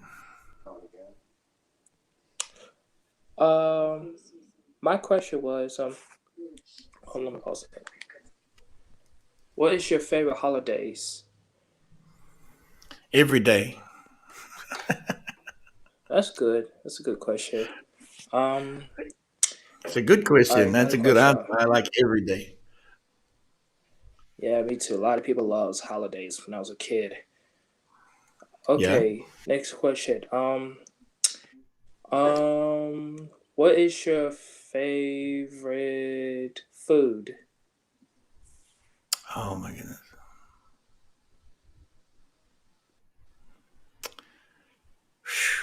Well, I have to speak about the food that I grew up with in New Zealand. I'm from New Zealand, and Oh, so in New Zealand, I oh grew up with yes, kaimona. Kaimona, which right. is seafood. Seafood has to be my most favorite. Yeah, like a And master, like the kids that know how to do kung fu moves all day. They studied and learned it for all about it before. you mean food? Yeah, but like a Chinese food, it's really good. Oh, A lot of people yeah. love Chinese I see food. what you mean. Yeah, yeah. I mean, I love pawa, which is an abalone. I love that. I love Mm-hmm. kina. I love the kina, which I grew up with, which is the sea urchin. It's not really one. I'm starting to name off a bunch of them now. Oh, okay. But I love the kaimona, which is seafood. Okay, that's a good answer. Well, I love Chinese food when I was younger, but my dad always brought us no, take us at every food, and he brought us for burrito, but I didn't have burritos for a long time. The big burrito has the beef, but not the chicken, it's the beef things. The Mexican burrito, it's really good. You know what I'm saying? It's really really good, sir. It's really Yeah. really good. Are you Yeah, in the but United States? Are you in the US? You're in the States? oh yes, I'm the USA from the Indianapolis city. Okay. But thanks for questions, sir. I really appreciate this. But I will be Thank you touched. for visiting us. Thank you. No, we're always welcome to, and it's wonderful to have young gentlemen come here and pay attention and listen and for visiting. It is open. It's open to everybody to come and have a chat. And so, thank you for being brave to come on the screen. And many people are seeing you. Many people commenting, and I'm so happy to see the young face here with us, all us old guys. And Right, give my love to your grandfather and your mother and your father. Send love out to your family, right. okay? At this time. And I got a lot of right. I got a lot of friends every school, sir, because I was a teenager. I have a lot of kids for me. Every day, I love kids that love me in every school. I dance a lot. I love music. I was singing when I was a choir. I was the first time to go when I was a Pike. Mm. Yeah, Pike, the high school things before. Well, I just have a good time to go because I just much love it years ago. I have for 10 years for me because I'm gonna get old for a long time ago, sir. But I Yeah. really, a lot of people makes me appreciate this all the time, sir. And I just have a much powerful, much love, much energy, everything. All the depends on it, sir. But Thank for thank everything, you for sir. sharing that. Thank you for sharing that to the world and to your friends. And this is important for us as we're world bridgers, bridging the worlds. And you are Well, very important as we bridge the worlds to move into the higher. There's a returning to the frequency for the children, and you being a young adult, and you coming here and speaking and listening, it's important for us to have, for all of us, for you to be doing that. Thank you. right before I go, I got one more question. All right. Okay. Um, Anything you want to shout out to friends or family or people or something? I want to. Okay, you're going to share my shout out. Okay, thank you. Mm-hmm. Um, okay, so what I would like to share to your friends and the people that are following you and your family today, in this world today, we have to put down the competition between each other. Mm-hmm. I won't say stop fighting one another. All I'm going to say is put down the competition, the competing with one another.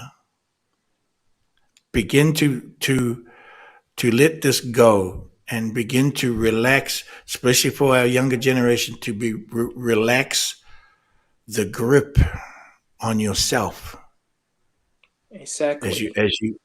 you are holding yourself so tightly because of whatever reason, a girlfriend, a car, fighting over the material things. So all I'm going to say is remove the competition between one another, especially at the That's age good. group of your age group, and let the competition Okay. subside. Okay. There's so Uh, much more to say, and there's not enough time to say it to you. But yes. in that one instance, release the competition between each other. Thank you, Nathaniel. So much blessings to you and your family. Wawa Nui, which means so much love. Aloha. Have a much. Thank you very much. Oh, no.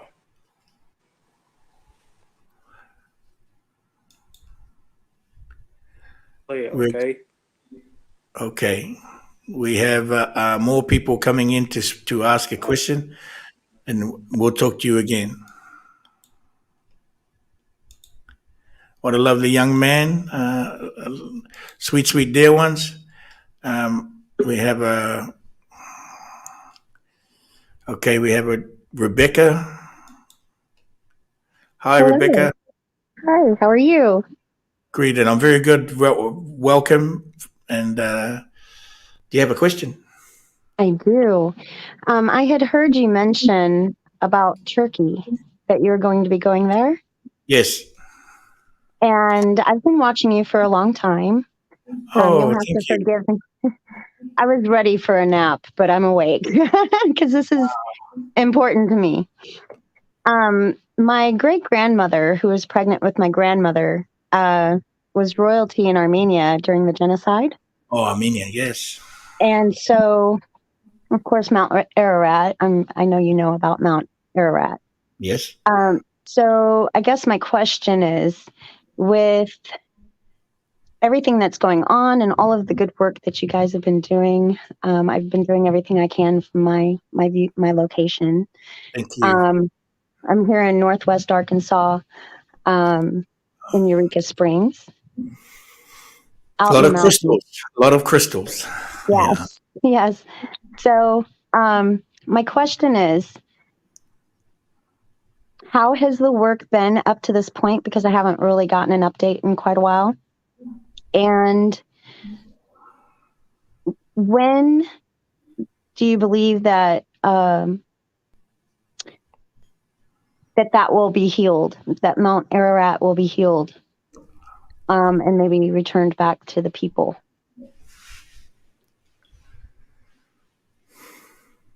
And how much more work is needed to be done, do you think? Do you think we're pretty close? Or, I mean, I've heard the universe is already celebrating. Yeah, the universe runs at a faster speed than the ground speed on this dimension. Right. Okay, and it is coming, and we are getting well ahead of this now. Um, there, in my estimation, there's steps. So we've gone through. We've got a couple more stages to go through here. Okay. If we're talking about mountains, and if we are talking about the land and the water and the sky, there's I suppose on the larger scale of it, there's a lot of work to do, but there are easy steps to continue doing it. It's a maintenance thing, Right. maintaining those steps, and we have a framework and an architecture that's connected to the planet and the constellations on the ground and the constellations in the cosmic, in the galaxy. The constellation is aligned to the constellations on the ground. More information needs to go out about this. And so there is still some re-educating that needs to be done. And I think that over the next 5 years, over the next 5 years, it's going to be a really, really major tipping point. What would that be? 30 from 2030, roughly? 2022, not 5 years. Let me just say, like 2030, it's going to be a major release and a relief education, and we are educating one another. Right. And so there are 2 stages in 2030, and then there is another one, as far as I'm concerned, with one that's really important, which comes up in would be roughly 40 years from now, when I'm 90 something. There's a there's a final ceremony that I'm doing for the planet. But our work is very important. Yes, so the maintenance steps, so we can, we know our higher selves, and we know the higher realms are celebrating, and it's also celebrating because we are actually doing things, and it may not even be about that what we have managed to come through. It's about the fact that we are doing something, that we are maintaining the field, and we are maintaining our mission and our light energetic work and our joy and our smiling and our walking together. And the more we can walk together, if we are all walking together, Rebecca, then this will be the time, then it will be done, when we are all walking together. When there is no questions between one another, when there is no competition left between each other, when the competition is done, when the questions are done, and the bickering is done, that's when it will be done. So what would you suggest to all of us that we can do in order to gain momentum? A lot of people want to help, but they don't really know how to help. This is an education thing. So some education to be brought in, so that to be re-educated and educated in the higher vibration systems and tools that are aligned to the universe and the creation of life for this planet, rather than the opposite direction. So to come into the education of where are those tools, how to break out of the system that they're in now, and come into the system that is in alignment with where we are going, and we're to the highest intentions. And we have this understanding, we have these tools, and we have that education now. It is not necessarily just about, I don't need to know, but there are people want to know because they want to relearn how to walk again. Right. And so it's not necessarily promoting you don't need to know and just be in the feeling. That's not enough for some people. They do need help. So we can't deny sharing. And I will continue to share education on that level, because I do get these questions. Yes, there are still questions, you see, Rebecca. There are still questions. There are still questions. So until those questions are all been, satisfied to a certain extent, doesn't have to be answered fully, even to a 60% of satisfaction for that question, we're there. I know that this planet is 80%, 75 to 80% there in our trajectory now. And I won't just say light, in our elevation, and returning to the blueprint of joy. So we're closer, but we still have to maintain it. And the closer we get, a little more harder and the pressure is going to be. So you got to put the pressure on. Somebody asked me what my medicine is, and I always share this. My medicine for the world is pressure, and that's how we get diamonds. Yeah, that's exactly right. Okay. Which was my next question. My birthday is April 22nd, Earth Day. And what would that be? April 22nd? So that's the Tuatara. That is the smiling Tuatara. Tuatara Motu, which is the smiling gecko, to bring the smile. It is about the energy of the smile. That's great. It's so powerful. I love that. Well, thank you for your time. Thank you for the wonderful inquiry and sharing and being here, Rebecca. That's how we do it. Yes, thank See you. you again. Feliz Navidad. Merry You Christmas. too. Merry Wawa. Okay, let's try to get Margot, are you? We trying to get you in here, Margot, but it's. Hi. Oh, okay. Yeah, I was out walking and I lost connection, and then I met people, and it was all very exciting. Yes, it's a wonderful day. How can I answer a question? Can we answer a question today? It's We'll more of see. a request. It is a Okay. request. When I was out walking, and I had the camera on at one point, and I'll put the pictures on the signal. There is a place which is right close to where I live. It's on the water. It's a healing center. It's going to be a healing center for us to work out of. But my intention, I'll put the pictures there. I just would like people to just send the right energy so that we can use it, because it's amazing. It's amazing. Okay, that's a simple request. Everybody on here can focus their energy towards the healing centers. 111 View Royal Avenue. Said- 111 View Royal Avenue, Victoria, British Columbia. Very good. Those are It's wonderful numbers. It's right on the whale. The whales are Yeah. there, right in Yeah. front. It's on the beach. Right on the numbers too, and to see the royal family at 111. There you go. Come to see the royal family at 111. And I'll post the pictures. And if you want to look, they've got. Well, you'll see them. It's magic. It's magic and magic. We'll take a look. Okay, thank you for that. We'll share that out to all the Hunas, and we'll talk to you again. Okay, thank you so much. Everything is like we're having good. fun. It's so good. Okay. Wawa. Wawa. And here we have Huna Hitumata. Huna Hitumata there in the Netherlands. Hello, brother. Hello. Good to see you. Good to see you too, Huna. Thank you for waiting. Thank you for being patient. The signal's been so rough, but I'm glad we're on. I had to figure out also a few things to properly work this this video, but now I sort of figured it out. I'm Sounds good. Sort of by the gods now. Hearing you clearly and I've seeing got a question clearly. About. Yeah. I've Go ahead. got a question about the kaha and the sounds that can be of a healing sound. So I've today I've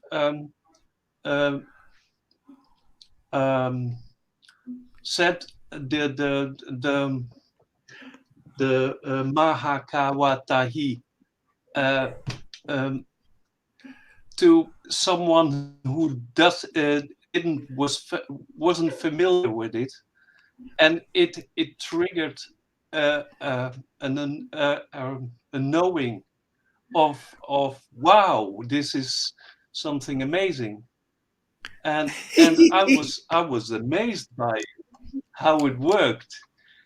It's like, what? So I could dive more deeper into this, just by throwing it out into the universe, and it comes back.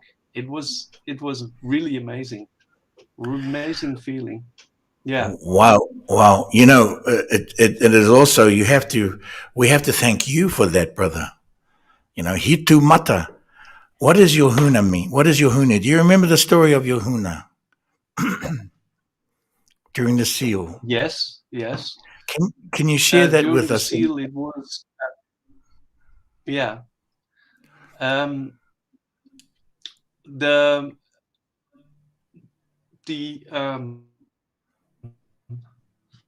mind and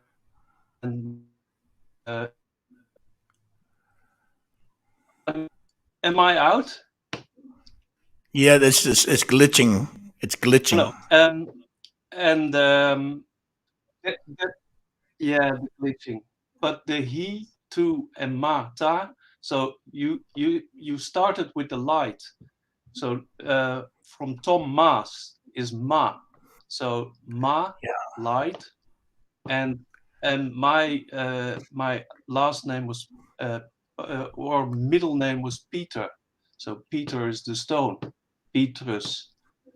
So Mata came there, and then I'm a musician, so sound.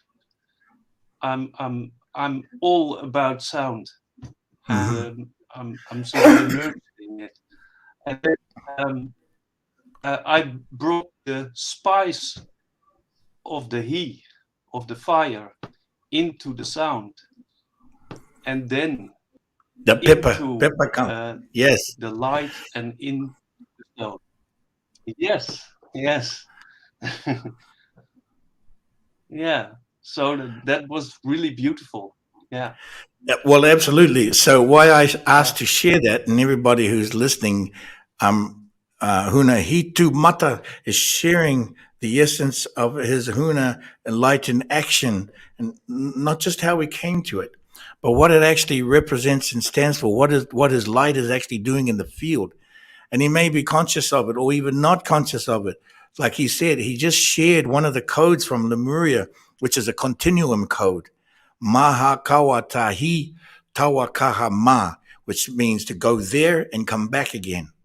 You can go anywhere and come back, always come back again on these codes. You will always be secure and protected through these codes to go anywhere in the field and then come back again. So what you shared to the gentleman, activate, you took him there, and then the codes brought him back. But it was powered by your it also refers to first fire, which is an intention. And then you fuel that fire. It doesn't become an element until you fuel it. So it's your word and your breath and your spice. They actually fueled the Mahakawatahi. So that's why I said to you, and I've said to this to many, be really interesting to see some more he Hunas come. Hunas come with the he, because they are rare. Yeah. It's a rare breed. To make my intention was to make that bridge happen. So you first have to set your intention, and my intention, the first intention is my fire, and to have that conviction that something which is unknown can be known. Can be known. And so two, which means to stand, he too. This is the part of conviction. And to have the conviction to speak the unknown to be known. And even for yourself, that there is an education in that. As you shared, you went, wow, that guy got the initiation or got an activation. And it's like just like that. Well, okay, it's magic, brother, and you're magic. It is beautiful. It maybe there's a better word than magic, but it certainly is your love that is put into this. But when we are sharing it in this way, through the Huna, through the language of Lemuria and the operating systems of the supernatural, the super nature of this atmosphere and this planet in our lives, we can share it in a language that is pure and before confusion, undistorted language, light language. It's very important. So you can speak it in Latin, you can speak it in English, you can speak it in all these separated languages, but the roots of those languages have separation in them. But Lemurian does not. It is before Atlantis, and it carries the codes before confusion. It's a very pure language. It's an intersecting language that brings everything and energy vibration together. In other words, it's not a language. It's vibration, energy, frequency, and electromagnetics directly. Right? Directly. All you have to do is bring the word to it and have a powerful standing on it. Certainly you have to be activated and expanded in a way. You got to be connected to your higher self, in other words. And these things are confirmation for you, Thomas, Hitumata, because what you just did was confirm your Huna. You confirmed your Huna. Yes, I'm doing this practice every day now, and it's beautiful. Yeah, it's That's absolutely beautiful, brother. That is so yeah. beautiful. We will be together very soon. I will be with you in Mont Saint Michel, with you Yeah. and Mata, your sister, and all the wonderful attendees that will be coming. Let me just invite. Why don't you stay on with us for a second, because I'm going to close out. Let me invite Tamaake and Kahiwaha back on, and just so we can get the closing out here. We're a couple of hours in now, so. Any last sharings for you, Kahiwaha? My last sharing is just a big thank you. Thank you to you, Huna and Tamaake, for always making this happen so smoothly. And yeah, to everybody that showed up today and was brave and stepped out and yeah, out of the comfort zone, because it can be uncomfortable. So here we are all doing it together. And yeah, that is all. That's all I have to Thank share. you. Thank you for this opportunity. Thank you for this moment. Tamake, any last words? I'm looking forward to the coming journey. See you in a few days, huh? Yeah. And Hitu Mata, thank you very much for your strength, and continue with your lessons in the Dragon Masters. It is showing now, really showing, coming through. Your vibration is, you're elevating, brother. Everyone is elevating. But let me just say, thank you for your commitment. All right, everybody. Sweet, sweet dear ones, sweet Yeah, dearly I'm looking beloveds. forward. Sorry, I missed it. I'm looking forward to. Okay, yeah, we'll see you. We'll see you January 8th at Mont Saint Michel, or January 6th. Everybody, sweet, sweet dear ones. Feliz Navidad, for the remainder of your day, the balance of the light, the balance of this gathering, this moment together. Thank you so much. Um, and we'll be back again on the next show. Doesn't matter where I'm going to be, I will still have it. Just watch the time zone, okay? Um, but next week, next Saturday, right? Next Sunday, I will be landed. I should be landed somewhere. So I'm taking my laptop with me, and we'll still get to do the shows and the calls. So just stay tuned for that, as I'll be on the road starting next weekend. All righty. Thank you so much, everybody. Sweet, sweet dear ones, sweet dearly beloveds. Thank you for making this channel and this conversation a big hit. We'll see you again. Wawa Nui. Wawa. Rawa Nui.